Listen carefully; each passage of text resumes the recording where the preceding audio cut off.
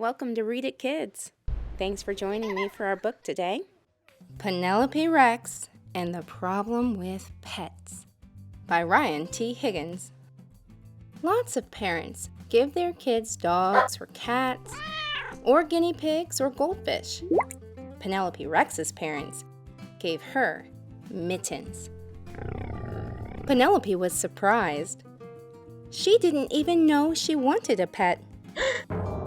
Penelope had talked a lot about ponies, but that was because they are delicious. She wasn't so sure about owning a Mittens, but she was willing to give it a try. Oh, look, he already likes you. Why don't you take Mittens up to your room and get ready for bed? In Penelope's room, Mittens made himself comfortable. Mittens, you can sleep down here on the floor. It was a crowded night in the room up the stairs and down the hall. The next morning, Mittens woke Penelope with a surprise from the garden. Then, he wouldn't eat his breakfast. But he would eat everything else. Nom, nom, nom. Like the trash, and Penelope's toys, and Penelope's supper. You never really liked baked beans anyway. And no one was quite sure what had happened to the nice lady from down the street. Has anyone seen Mrs. Phillips today? I was supposed to take her to the airport. After all that, Mittens got an upset tummy. Luckily, he knew how to use the litter box. But he preferred the bathtub. Yuck. The truth was, Mittens made everything harder. Sleeping, getting dressed. Mom, Mittens buried all my underwear in the backyard again. Getting ready for school. I have to go to school. You have to stay here. Mittens, let go. Being at school. Attention, students.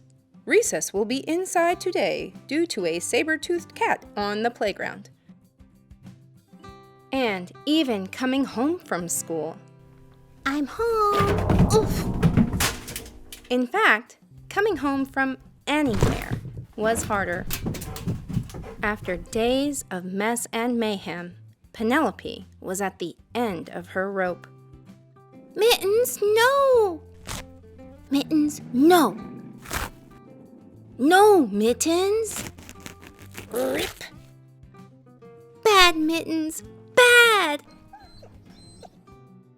I'm sorry, Penny Pie. Maybe Mittens is too much for one little T-Rex to handle on her own. And so, carrying a patched backpack and lots of feelings, Penelope left for school. But that whole day, everything made her think of Mittens. Was he too much for her? When Penelope got home that afternoon, she braced herself. I'm home. Mittens? But Mittens wasn't there. He was in the backyard. I thought Mittens could use some fresh air. Oh, okay. That evening, Mittens was not at supper. That night, Mittens was not in Penelope's bed. Penelope couldn't sleep. Her bed was so big. So Penelope crept downstairs. Hi, Mittens. I'm sorry I yelled. Would you like to? Oof! It was a cozy night in the Rex family house, especially in the room up the stairs and down the hall, where it was crowded, but just right. Mittens was a lot of work, but he was worth it. And so, with plenty of exercise, loads of training, Mittens, sit. Good boy. and lots of family outings. Hi there, Mrs. Phillips. The Rex family learned how to be great pet owners. And in return, Mittens learned how to be not quite as much trouble. He would never be an easy pet, but Penelope did not love an easy pet. She loved Mittens.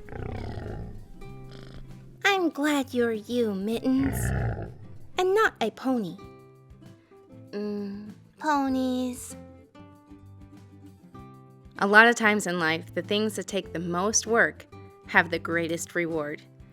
It was so hard for Penelope to adjust to life with Mittens. She wasn't sure she could do it, but in the end, she loved Mittens and found that he was worth all the hard work and time and effort that it took to care for him. So whatever challenge you're facing today, I hope you find the strength and determination to see it through to the joy on the other side. If you enjoyed this story, please give it a like, share with your friends, and be sure to subscribe to the channel so you don't miss the next one. Until next time, happy reading.